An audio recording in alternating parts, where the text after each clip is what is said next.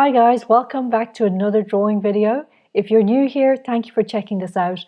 My name is Siobhan and this channel is where I post videos related to figure drawing and making dynamic and expressive drawings. So if that's something that interests you, then please stay tuned, consider subscribing so I post a new video every week.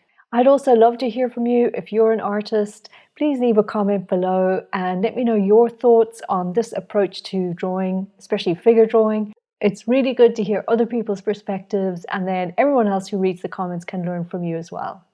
So this week I worked on figure drawing poses in my sketchbook following New Masters Academy YouTube videos. I will leave a link in the description below to those videos. I'm trying to keep my figure drawing practice going even while I'm working at home, and their channel is brilliant. They've got great videos of timed poses of the model that you can either follow according to the times or pause the videos and just draw straight from the photo reference. So this week's video features two seated poses of the male figure, and I just thought that I'd talk through my process with you and my approach and discuss some aspects of gesture drawing that have come up recently.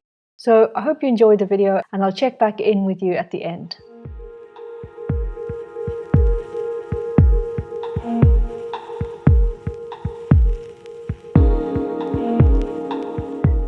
So one of the first things that I generally always try and do is just figure out my composition on the page. I do find it a bit tricky to find the composition at first and to make sure that I'm going to get the whole figure in on the page and not cut off the head or the feet or something like that. So using extremely light kind of construction lines almost, I'm just searching out the overall composition here, and I think that's really key for the whole rest of the drawing.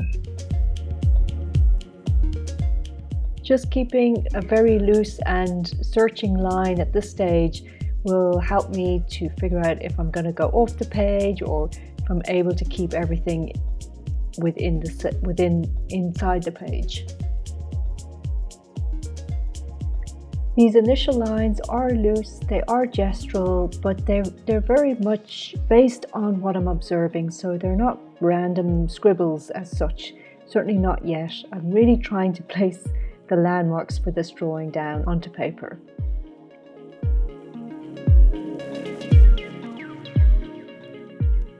And pretty much this is how I proceed for the rest of the drawing.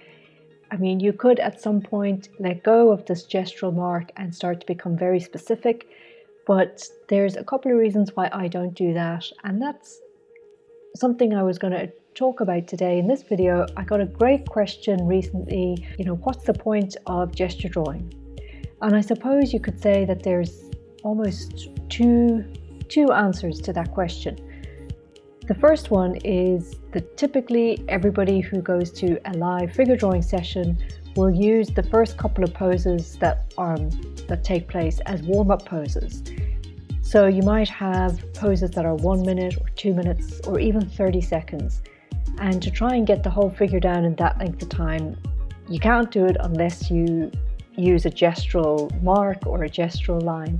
So a lot of people think that gesture drawing is just purely for warm-up exercise to move through these warm-ups and get to longer studies. Then the second point, or the second answer to that question, is that gesture drawing goes a little bit deeper than just simply being a warm-up practice. And some people like to think of gesture drawing as a drawing or a way of drawing the figure that captures the energy or the essence of the pose or of the model. So in a sense, a gesture drawing can be a finished, often beautiful drawing in itself. Many artists use gesture drawing to make beautiful expressive drawings that seem to capture like a quality of the person, or it captures the mood or the emotion in a way that a very careful, studied, controlled line can't do, right?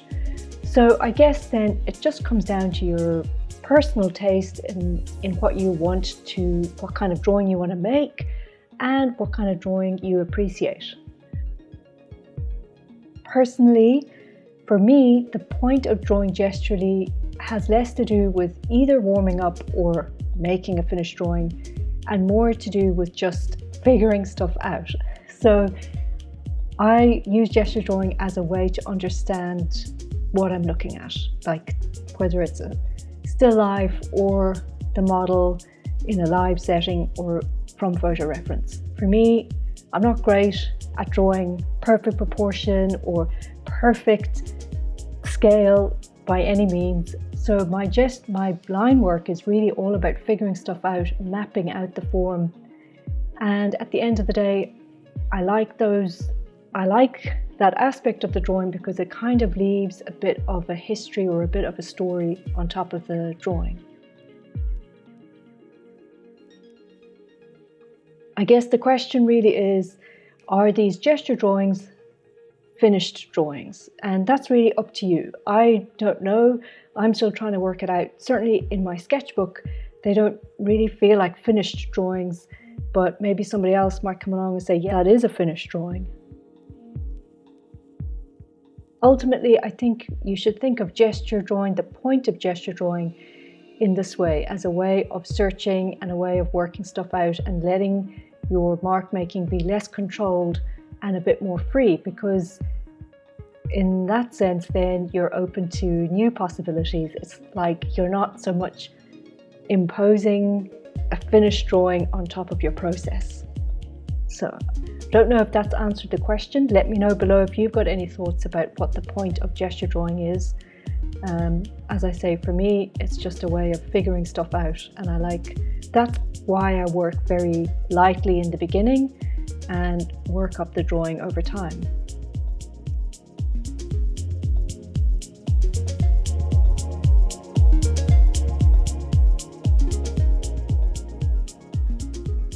So in this next drawing, I started out my process again very lightly. The thing about the male figure is it's often said that there's more opportunity to draw defined muscles and structure and anatomy. Certainly in this pose, view of the back presented a lot of opportunity to study the specific anatomy of the back, the muscles, the shoulders, the scapula, and the same with the legs. And again, because I don't know a whole lot about anatomy, or I'm not very good at making perfectly structured drawings, I'm using the line to follow the forms and follow the shapes that I see. So I guess at the end of the day, it's all about matching what you see with the marks that you make. Gesture drawing isn't really random scribbles. Gesture drawing is a drawing made up of marks that have meaning. And they have meaning because they are the result of what you've looked at. And in a way, no one else really can look at something the same way that you can. That's why gestural drawings can be so powerful, because they're a truer representation of your experience of the subject than if you were to just use a very defined and controlled and almost template-like approach to drawing the figure.